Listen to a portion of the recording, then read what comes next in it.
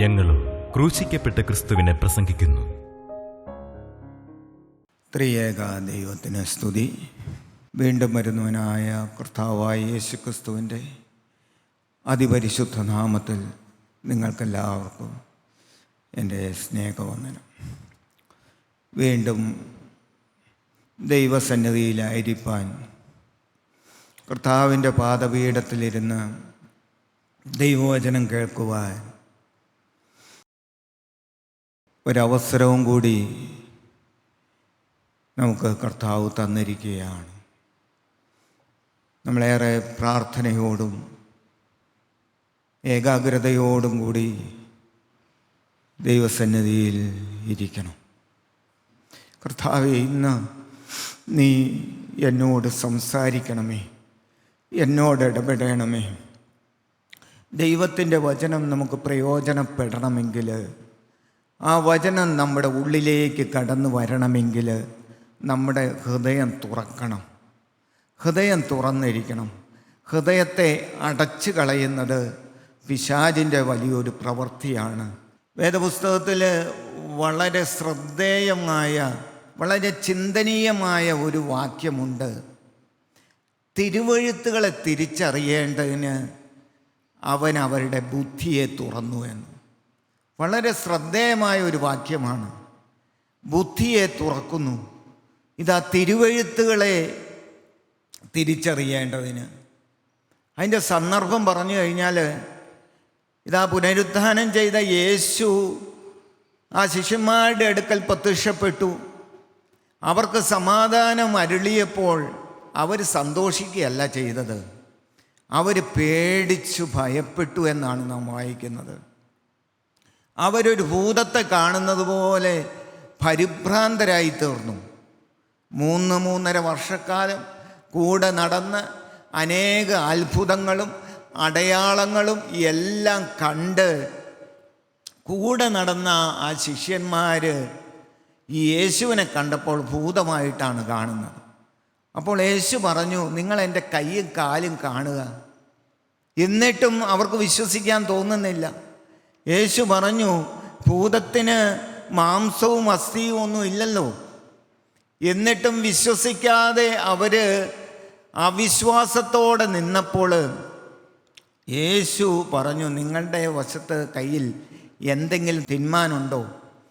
അപ്പോൾ അവർ ഒരു കണ്ണം വറുത്ത മീനും ഈ തേൻകട്ടയും കൊടുത്തു. അവർ കാണുകയത് തിന്നു. എന്നിട്ടും അവർക്ക് വിശ്വസിക്കാൻ സാധിച്ചില്ല. അവർ സംശയിച്ച് നിൽക്കുകയാണ്. ദൈവമക്കളെ, അവർ സംശയിച്ച് നിൽക്കുമ്പോൾ യേശു അവരോട് വചനം പറയുകയാണ്. മോശയുടെ പുസ്തകത്തിലും ന്യായപ്രമാണത്തിലും സങ്കീർത്തന പുസ്തകത്തിലും പ്രവാചക പുസ്തകത്തിലുമുള്ള തിരുവെഴുത്തുകളെ അവർക്ക് പറഞ്ഞു കൊടുത്തു. അവർ ഇത് തിരിച്ചറിയേണ്ടതിന് അവരുടെ ബുദ്ധിയെ തുറന്നു. ദൈവമക്കളെ, ക്രിസ്തു നമ്മുടെ ബുദ്ധിയെ തുറന്നില്ലെങ്കിൽ നമുക്കൊന്നും ലഭിക്കില്ല. അതുകൊണ്ട് നാം ഓരോരുത്തരും പ്രാർത്ഥിക്കണം, എൻ്റെ ഹൃദയത്തെ ഒന്ന് തുറക്കണമേ കർത്താവേ. എൻ്റെ അടഞ്ഞിരിക്കുന്ന ഹൃദയത്തെ, നിൻ്റെ വചനത്തിൻ്റെ മുമ്പിലാണല്ലോ ഞാൻ വന്നിരിക്കുന്നത്, നിൻ്റെ കാൽപാദത്തിലാണല്ലോ ഞാൻ വന്നിരിക്കുന്നത്. അത് ഞാൻ വാക്കുകൊണ്ട് പറഞ്ഞാൽ പോരല്ലോ കർത്താവേ, ഞാൻ വിശ്വസിച്ചുകൊണ്ട് എൻ്റെ ഹൃദയത്തെ ഒന്ന് തുറക്കണമേ, എൻ്റെ ആത്മക്കണ്ണുകളെ ഒന്ന് തുറന്നു തരണമേ. ദൈവമക്കളെ, ബുദ്ധിയെ തുറന്നപ്പോൾ അവിടെ വലിയ അത്ഭുതം നടന്നു. അവർ വളരെ സന്തോഷമുള്ളവരായി തീർന്നു. അവർ സന്തോഷത്തോടെ മടങ്ങിപ്പോന്നു എന്നാണ്. ദൈവാലയത്തിൽ വന്ന് എപ്പോഴും വാഴ്ത്തി പുകഴ്ത്തി എന്നാണ്. അവരാ യേശു സ്വർഗ്ഗാരോഹണം ചെയ്യുന്നത് അവർ നേരിട്ട് കണ്ടു. അവർ സന്തോഷമുള്ളവരായി തീർന്നു. ഈ വേദഭാഗം ലൂക്കോസിൻ്റെ സുവിശേഷം 24-ാം അധ്യായത്തിൻ്റെ അവസാന വാക്യങ്ങളാണ്. 36 മുതൽ 53 വരെയുള്ള വാക്യങ്ങളുടെ ഒരു സംക്ഷിപ്ത രൂപമാണ് ഞാൻ പറഞ്ഞത്. അതിപ്പോൾ എടുക്കണ്ട ദൈവമക്കളെ, സാന്ദർഭികമായിട്ട് ഞാൻ പറഞ്ഞു എന്ന് മാത്രം. നാം ഓരോരുത്തരും ഈ തിരുവെഴുത്തുകളിലേക്ക് നോക്കണം. വചനം പറയുന്ന വ്യക്തിയിലേക്ക് നോക്കണ്ട, കൂട്ടായ്മയിലേക്ക് നോക്കണ്ട. കൂട്ടായ്മ ആരെയും രക്ഷിക്കുന്നില്ല. അല്ലെങ്കിൽ ഈ ഭൂമിയിലുള്ള ഒരു മനുഷ്യനും നമ്മെ നമ്മുടെ പ്രശ്നങ്ങൾക്ക് പരിഹാരം തരാൻ സാധ്യമല്ല.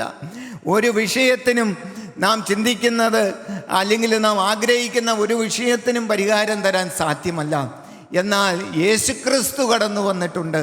യേശുക്രിസ്തുവിനോട് പറയുക, കർത്താവേ, ഈ തിരുവെഴുത്തുകളെ തിരിച്ചറിയേണ്ടതിന് ഈ വചനമൊന്ന് എൻ്റെ ഉള്ളിലേക്ക് കടന്നു വന്ന് എനിക്കൊരു രൂപാന്തരം തരുവാൻ നാം ഓരോരുത്തരും പ്രാർത്ഥിക്കണം.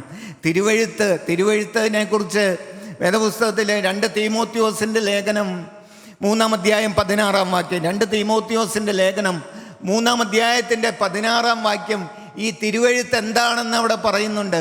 തിരുവെഴുത്ത് എന്താണെന്ന് 3:16. എല്ലാ തിരുവെഴുത്തും ദൈവശാസ്ത്രീയമാകയാൽ ദൈവത്തിൻ്റെ മനുഷ്യൻ സകല സൽപ്രവൃത്തിക്കും വകപ്രാപിച്ച് തികഞ്ഞവനാകേണ്ടതിന് ഉപദേശത്തിനും ശാസ്ത്രത്തിനും ഗുണീകരണത്തിനും നീതിയിലെ അഭ്യാസത്തിനും പ്രയോജനമുള്ളതാകുന്നു. എല്ലാ തിരുവെഴുത്ത് എന്താണെന്ന് വേദപുസ്തകത്തിൽ തന്നെ പറഞ്ഞു തന്നിട്ടുണ്ട്. ഈ തിരുവെഴുത്ത് എന്താണെന്ന് അതിൻ്റെ ഒരു നിർവചനം പോലെയാണ് ഈ തീമോത്തിയോസിൻ്റെ ലേഖനം. എഫേസോസിലുള്ള അവിടുത്തെ ആത്മീയ ശുശ്രൂഷകനായ തീമോത്തിയോസിന് പൗലോസ് അപ്പോസ്തലനിൽ കൂടി കൊടുക്കുന്ന ദൈവത്തിൻ്റെ ആത്മാവ് കൊടുക്കുന്ന പ്രബോധനങ്ങളും പ്രോത്സാഹനങ്ങളും ഗുണദോഷങ്ങളുമാണ് ഈ 2 തീമോത്തിയോസിൻ്റെ ലേഖനത്തിൽ നാം വായിക്കുന്നത്. അതിലൊരു ഗുണദോഷമാണ്, തൻ്റെ മകനായ തീമോത്തിയോസിനെ ഗുണദോഷിക്കുകയാണ്, അവനൊരു പ്രബോധനം കൊടുക്കുകയാണ്. എന്താണ്? എല്ലാ തിരുവെഴുത്തുകളും ദൈവശ്വാസീയം എന്ന് പറഞ്ഞാൽ ദൈവത്തിൻ്റെ ശ്വാസമാണ് ഈ ദൈവവചനം. ഉൽപ്പത്തി പുസ്തകം 2-ാം അധ്യായം 7-ാം വാക്യം വായിക്കുമ്പോൾ ആ മനുഷ്യനിൽ ഇതാ ജീവനുള്ള ദൈവം ശ്വാസം ഊതിയപ്പോൾ അവൻ ജീവനുള്ള ദേഹിയായി മാറിയതുപോലെ ഈ ദൈവത്തിൻ്റെ വചനമാണ് നമുക്ക് ജീവൻ തരുന്നത്. നാം ജീവനുള്ള ദേഹിയായി ഒരു ആത്മാവിൽ ജീവൻ കിട്ടുന്നത് ഈ വചനമാണ്. ഈ ശ്വാസമാണ്, ദൈവത്തിൻ്റെ ശ്വാസമാണ് ഈ തിരുവെഴുത്ത് എന്ന് പറയുന്നത്. അവിടെ എല്ലാ തിരുവെഴുത്തും ദൈവശാസ്ത്രീയമാകയാൽ ദൈവത്തിൻ്റെ മനുഷ്യനായ തീമോത്തിയോസ് ഉപദേശത്തിനും ശാസനയ്ക്കും ഗുണീകരണത്തിനും നീതിയിലെ അഭ്യാസത്തിനും ഈ തിരുവെഴുത്തുകൾ പ്രയോജനമുള്ളതാക്കി തീർത്താൽ നീ സകല സൽപ്രവൃത്തിക്കും വക പ്രാപിച്ച് തികഞ്ഞവനായി മാറും. അത് വേറൊരു വിധത്തിൽ ഞാൻ പറഞ്ഞു എന്ന് മാത്രം. ദൈവമക്കളെ, ഈ തിരുവെഴുത്ത് ഇതാണ്. ഈ തിരുവെഴുത്ത് ആരാണ് വ്യാഖ്യാനിച്ചത്? അത് നാം വായിക്കുന്നുണ്ട്. 2 പത്രോസിന്റെ ലേഖനം 1-ാം അധ്യായം 20-ാം വാക്യം. തിരുവെഴുത്തിലെ പ്രവചനമൊന്നും സ്വയമായ വ്യാഖ്യാനത്താൽ ഉളവാകുന്നല്ല എന്ന് ആദ്യം തന്നെ അറിഞ്ഞുകൊള്ളണം. സ്വയമായി വ്യാഖ്യാനിച്ചതല്ല തിരുവെഴുത്ത്. ദൈവമക്കളെ, ഈ തിരുവെഴുത്ത് നിത്യനായ ദൈവത്തിൻ്റെ വചനമാണ്. അതുകൊണ്ട് ദൈവമക്കളെ, ഈ വചനത്തിൻ്റെ മുമ്പിൽ ഇരിക്കുമ്പോൾ ദൈവം വ്യാഖ്യാനിച്ച ഈ വചനം, കർത്താവേ, ഇത് എൻ്റെ ഉള്ളിലേക്ക് കടന്നു വരണമേ, എനിക്ക് മാറ്റം തരണമേ, എനിക്കൊരു മാനസാന്തരം തരണമേ. ദൈവമക്കളെ, തിരുവെഴുത്തുകളെ തിരിച്ചറിയാത്തത് കൊണ്ടാണ് കർത്താവ് അതും പറയുന്നുണ്ട്. മത്തായിയുടെ സുവിശേഷം 22:29 വാക്യം. അതിനെ യേശു ഉത്തരം പറഞ്ഞത്, നിങ്ങൾ തിരുവെഴുത്തുകളെയും ദൈവശക്തിയെയും അറിയായ കൊണ്ട് തെറ്റിപ്പോകുന്നു. തിരുവെഴുത്തുകളെയും ദൈവശക്തിയെയും തിരിച്ചറിയാത്തത് കൊണ്ടാണ് പലപ്പോഴും തെറ്റിപ്പോകുന്നത്. മനുഷ്യൻ തെറ്റിപ്പോകുന്നത് എന്തുകൊണ്ടാണ്? മനുഷ്യൻ പാപത്തിലേക്ക് പോകുന്നത് എന്തുകൊണ്ടാണ്? ഈ തിരുവെഴുത്തുകളെ തിരിച്ചറിയുന്നില്ല, ദൈവശക്തിയെ തിരിച്ചറിയുന്നില്ല. യേശുക്രിസ്തുവാണ് പറഞ്ഞത്. യോഹന്നാന്റെ സുവിശേഷം 10-ാം അധ്യായത്തിന്റെ 35-ാം വാക്യം.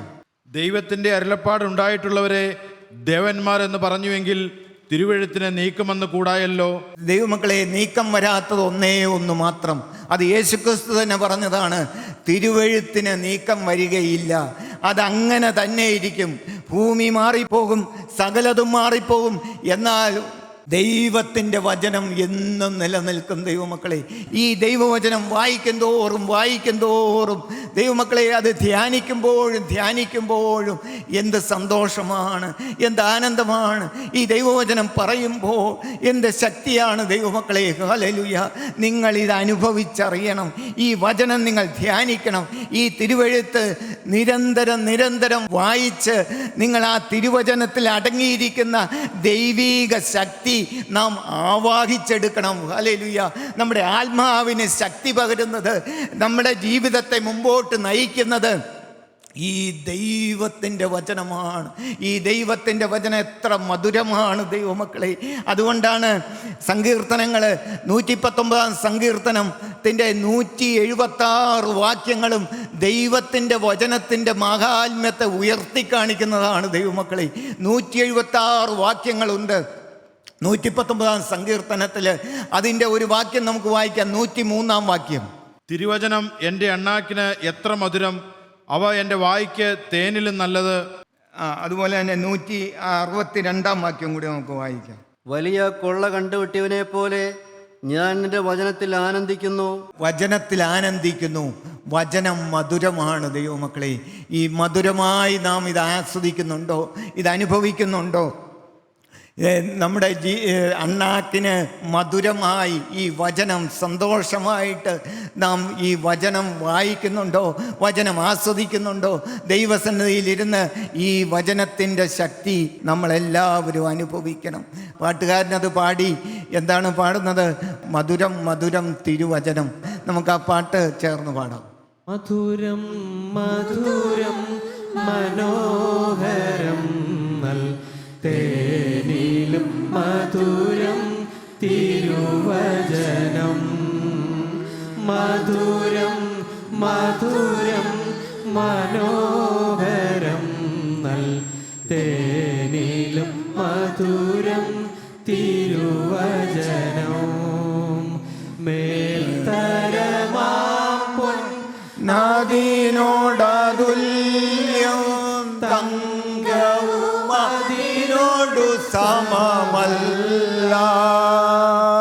മേൽത്തരമാം പൊന്നാദിനോടതുല്യം തങ്കവും അതിനോടു സമമല്ല.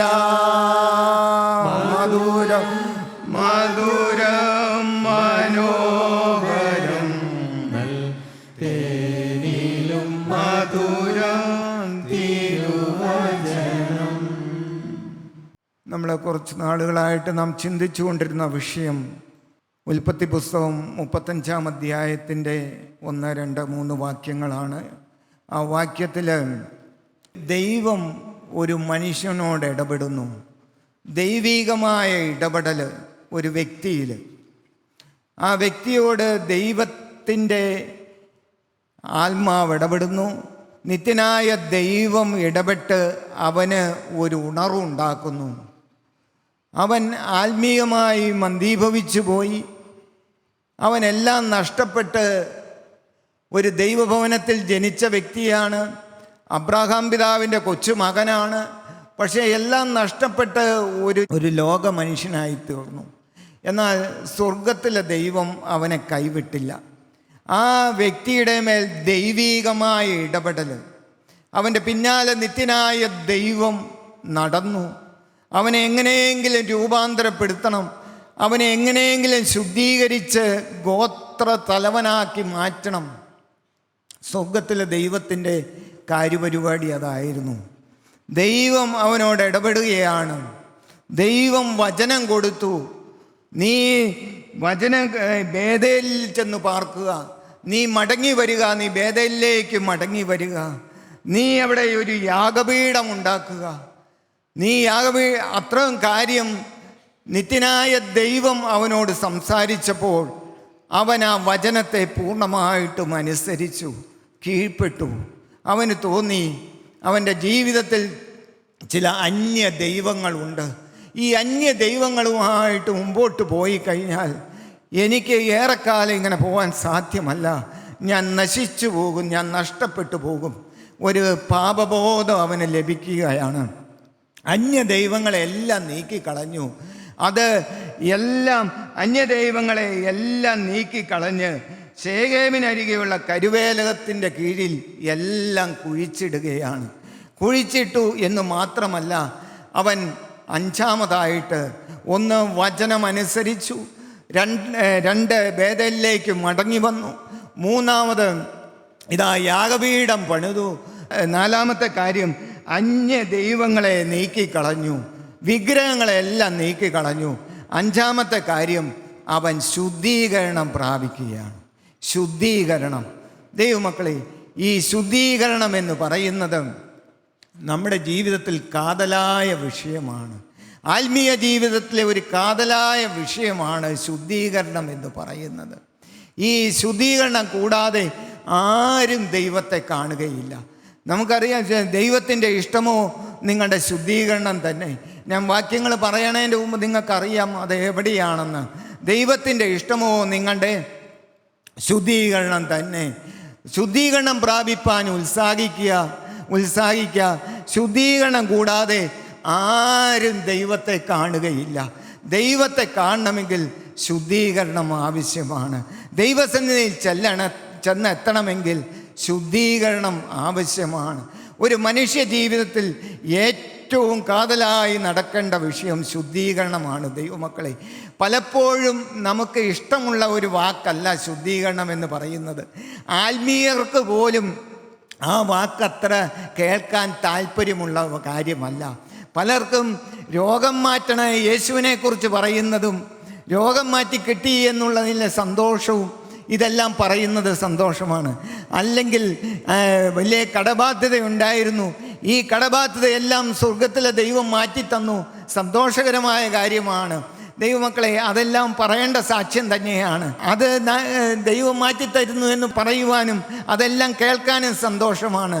അല്ലെങ്കിൽ ചോദിച്ചത് എന്തും ഏതും എൻ്റെ യേശു തരുമെന്ന് പറയുന്നത് അത് സന്തോഷകരമായ കാര്യമാണ്. ദൈവമക്കളെ, എന്നാൽ ശുദ്ധീകരണം എന്ന് പറയുന്നത് ദൈവമക്കളെ നമ്മുടെ ജീവിതത്തിൽ അത് നാം വാഞ്ചിച്ചേ പറ്റൂ. അതിനുവേണ്ടി ഉത്സാഹിക്കണമെന്നാണ് ദൈവത്തിൻ്റെ ആത്മാവ് എബ്രായ ലേഖനത്തിൽ നാം വായിക്കുന്നത്. ശുദ്ധീകരണം പ്രാപിപ്പാൻ ഉത്സാഹിപ്പീൻ. എന്താണ് ഈ ശുദ്ധീകരണം എന്ന് പറയുന്നത്? ശുദ്ധീകരണം ആർക്കാണ് ആവശ്യമായിട്ട് വരുന്നത്? ശുദ്ധീകരണം ഞാൻ അശുദ്ധനാണെന്ന് മനസ്സിലാക്കുന്നവനാണ് ശുദ്ധീകരണത്തിന് വേണ്ടി വാഞ്ചിക്കുന്നത്, അതിനുവേണ്ടി ദൈവസന്നിധിയിൽ ഇരിക്കുന്നത്. ദൈവമക്കളെ, ഈ ശുദ്ധീകരണം എന്ന് പറയുന്നത് അതിന് നാം വലിയ വില കൊടുക്കേണ്ടി വരും. മാനസാന്തരം എന്ന് പറയുന്നത് ആ വചനം കേൾക്കുമ്പോൾ ദൈവത്തിൻ്റെ ആത്മാവ് പ്രവർത്തിച്ച് ജീവിതത്തിലെ ചില മാറ്റങ്ങൾ വരുന്നു. അതുവരെയും മദ്യപാനിയായിരുന്ന വ്യക്തി മദ്യപാനം വിടുന്നു, അല്ലെങ്കിൽ വെറുക്കൂത്ത് രംഗങ്ങളിലേക്ക് പോകുന്ന വ്യക്തി അതിനോട് യാത്ര പറയുന്നു, അല്ലെങ്കിൽ വഴക്കും പിണക്കവുമായിട്ട് അന്യോന്യം വീട്ടിൽ സമാധാനമില്ലാത്ത സമാധാനം വരുന്നു. ഇതെല്ലാം മാനസാന്തരം വഴി നമുക്ക് ലഭിക്കും ദൈവമക്കളെ. എന്നാൽ ശുദ്ധീകരണം എന്ന് പറയുന്നത് അതൊരു പുറമെ നടക്കുന്ന കാര്യമല്ല, മറ്റുള്ളവർക്ക് ആർക്കും അറിയാൻ സാധ്യമല്ല. അത് ഹൃദയത്തിൽ അകത്ത് നടക്കുന്ന ഒരു കാര്യമാണ് ദൈവമക്കളെ. അതിന് നാം വില കൊടുക്കേണ്ടി വരും. നമ്മുടെ വിലപ്പെട്ട നിമിഷങ്ങൾ സമയവും അതിനുവേണ്ടി മാറ്റിവെക്കണം. നാം ദൈവസന്നിധിയിൽ ഒറ്റയ്ക്കിരുന്ന് നമ്മെ തന്നെ പരിശോധിക്കണം. കർത്താവേ, എൻ്റെ വികാരത്തിൽ, എൻ്റെ വിചാരത്തിൽ, എൻ്റെ മനോഭാവത്തിൽ, എൻ്റെ ആളത്വത്തിൽ ഒളിഞ്ഞിരിക്കുന്ന പാപങ്ങൾ, മറ്റുള്ളവരുടെ ശ്രദ്ധയിൽപ്പെടാത്ത പാപങ്ങൾ, അല്ലെങ്കിൽ എൻ്റെ ശ്രദ്ധയിൽ തന്നെ പെടാത്ത ഈ പാപങ്ങളുണ്ടല്ലോ, അഥവാ രക്തത്തിൽ അലിഞ്ഞു ചേർന്നിരിക്കുന്ന ഈ പാപ സ്വഭാവങ്ങളെ എനിക്കൊന്ന് കാണിച്ചു തരണമേ. എൻ്റെ അകക്കണ്ണ് തുറന്ന് അതെനിക്ക് ബോധ്യപ്പെട്ടിട്ട് അതെല്ലാം നിൻ്റെ സന്നിധിയിൽ ഏറ്റുപറഞ്ഞ് എനിക്ക് ശുദ്ധീകരണം പ്രാപിക്കണം. ദൈവമക്കളെ, അതിന് നാം സമയം കണ്ടെത്തിയേ പറ്റൂ. ഹല്ലേലൂയ. അത് നാം പ്രാപിക്കുമ്പോൾ ആ ശുദ്ധീകരണം എന്ന് പറയുന്നത് ഒരു ആയുസ് മുഴുവൻ നീണ്ടു നിൽക്കുന്ന കാര്യമാണ്. ജീവിതത്തെ അനുദിനം പരിശോധിക്കുന്നു, ചികഞ്ഞ് പരിശോധിക്കുന്നു. ആ പാപങ്ങളെല്ലാം ദൈവസന്നിധിയിൽ ഒരു വെറുപ്പുമില്ലാതെ അറപ്പുമില്ലാതെ ദൈവസന്നിധിയിൽ ഏറ്റുപറഞ്ഞ്, കർത്താവേ, ഇനി മേലാൽ ഈ പാപം എൻ്റെ ജീവിതത്തിലേക്ക് വരികയില്ല എന്നുള്ള വലിയ സമർപ്പണം അനുദിനം എടുത്തുകൊണ്ട് ആ ശുദ്ധീകരണത്തിൽ അനുദിനം വളരണം ദൈവമക്കളെയും. അതിന് രഹസ്യ ജീവിതം നാം പരിശോധിക്കണം. നാം പഴയ നിയമത്തിൽ ഈ യോശുവ ദൈവസന്നിധിയിൽ വീണ് കിടക്കുകയാണ്. അത് നാം വായിക്കുന്ന യോശുവയുടെ പുസ്തകം 7-ാം അധ്യായത്തിലാണ്. പെട്ടകത്തിൻ്റെ മുമ്പിൽ വീണ് കിടക്കുകയാണ്. ഇതാ സന്ധ്യ വരെ വീണ് കിടക്കുകയാണ്. തലയിൽ മണ്ണ് വാരിയിട്ട് വസ്ത്രമെല്ലാം വലിച്ചു കീറി ഇതാ കിടന്ന് കരയുകയാണ്. ദൈവജനം ഇതാ ഹായിയുടെ മുമ്പിൽ തോറ്റോടി. ഹായി പിടിക്കാൻ പോയതായിരുന്നു. ആ ദൈവജനം തോറ്റോടി. 3000 പേര് പോയി. അതിൻ്റെ 36 പേരും കൊല്ലപ്പെട്ടു. എൻ്റെ ദൈവമേ, എന്താണ് പറ്റിയത്? എവിടെയാണ് തെറ്റുപറ്റിയത്? ഇപ്പം യോശുവയ്ക്ക് ഒന്നും മനസ്സിലായില്ല. എന്നാൽ ആ പെട്ടകത്തിൻ്റെ മുമ്പിൽ യോശുവ വീണ് കിടന്നപ്പോൾ വേണമെങ്കിൽ ആ പാപം ചെയ്ത ആഹാന് ആ പാപങ്ങളെല്ലാം ചികഞ്ഞെടുത്തുകൊണ്ട് വന്ന് ആ ദൈവസന്നിധിയിൽ വന്ന് ഏറ്റു പറയാമായിരുന്നു, എൻ്റെ ദൈവമേ, എൻ്റെ കർത്താവേ, എനിക്ക് തെറ്റുപറ്റിപ്പോയി. ഞാൻ അവിടെ ഒരു വിശേഷ ബാബിലോന്യ മേലങ്കി കണ്ടപ്പോൾ അത് കണ്ടു കർത്താവേ, അത് കണ്ടു, മോഹിച്ചു, എടുത്തു. ഞാനിതാ കൂടാരത്തിൻ്റെ നടുവിൽ ഒരു കുഴി കുഴിച്ചു. അതിൽ ഞാൻ കുഴിച്ചിട്ടു. ഇതാ 200 ശേക്കൽ വെള്ളി കണ്ടു, മോഹിച്ചു, എടുത്തു. ഞാനൊരു കുഴി കുഴിച്ചു, കൂടാരത്തിൽ അത് മൂടിയിട്ടു. ഇത് 50 ശേക്കൽ തൂക്കമുള്ള ഒരു പൊൻകട്ടി കണ്ടു, മോഹിച്ചു, എടുത്തു. ഇതാ കൂടാരത്തിൻ്റെ നടുവിൽ ഞാൻ ഒളിച്ചു വെച്ചു. ആ വെള്ളി അടിയിലാണ്. ദൈവമേ, എനിക്ക് പാപം പറ്റിപ്പോയി എന്ന് പറഞ്ഞ് ആ സമയം തക്കത്തിൽ ഉപയോഗിച്ചിരുന്നെങ്കിൽ അവന് പാപക്ഷമ കിട്ടുമായിരുന്നു. ദൈവമക്കളെ, അവിടെ ഇതാ ആകാൻ തൻ്റെ പാപം മറച്ചു വയ്ക്കുകയാണ്. ആകാൻ പാപം മറച്ചു വെച്ചു. അതുകൊണ്ട് എന്തു പറ്റി ദൈവമക്കളെ? അവനെ കല്ലെറിഞ്ഞു കൊല്ലുന്നതായിട്ടാണ് നാം കാണുന്നത്. അവിടെ കല്ലെറിഞ്ഞു കൊല്ലുന്നതായിട്ടാണ് കാണുന്നത്. ആഹോർ താഴ്വര അവൻ മാത്രമല്ല, അവനോട് ബന്ധപ്പെട്ടിരിക്കുന്ന സകലരെയും ആഹോർ ആ താഴ്വരയിൽ കൊണ്ടുവന്ന് ഒരു കൽക്കുന്ന് അവിടെ കൂട്ടുന്നതായിട്ട് നാം കാണുന്നുണ്ട്. കല്ലെറിഞ്ഞ് കൊല്ലുന്നു. ദൈവമക്കളെ, പാപത്തെ നാം മറച്ചു വെക്കാൻ പാടില്ല.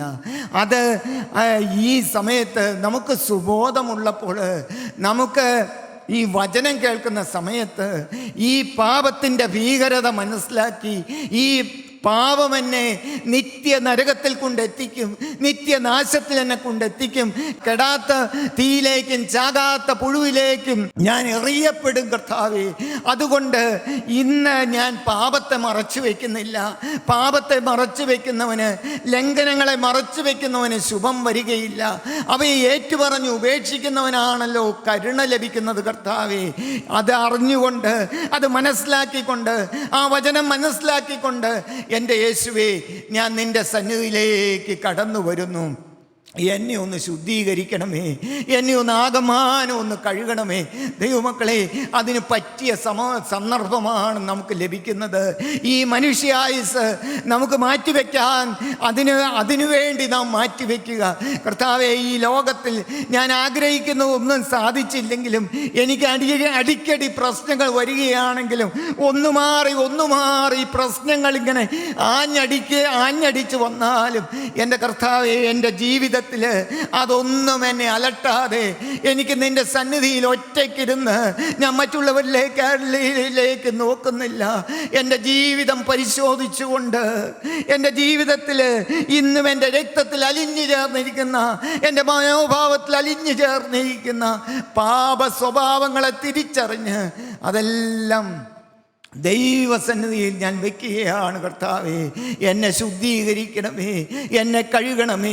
ദൈവമക്കളെ, നിങ്ങൾ ഓരോരുത്തരും പ്രാർത്ഥിക്കണം. എങ്ങനെയാണ് ഈ ശുദ്ധീകരണം പ്രാപിക്കുന്നത്? ഒരു വ്യക്തിക്ക് ഈ ഭൂമിയിൽ ജീവിക്കുമ്പോൾ എങ്ങനെയെല്ലാമാണ് ശുദ്ധീകരണം ലഭിക്കുന്നത്? നമുക്ക് വായിക്കാം. യോഹന്നാന്റെ സുവിശേഷം 17-ാം അധ്യായത്തിൻ്റെ 17-ാം വാക്യം നമുക്ക് വായിക്കാം. സത്യത്താൽ അവരെ വിശുദ്ധീകരിക്കണമേ, നിന്റെ വചനം സത്യമാകുന്നു. സത്യത്താൽ അവരെ വിശുദ്ധീകരിക്കണമേ. അവൻ്റെ വചനം സത്യമാകുന്നു.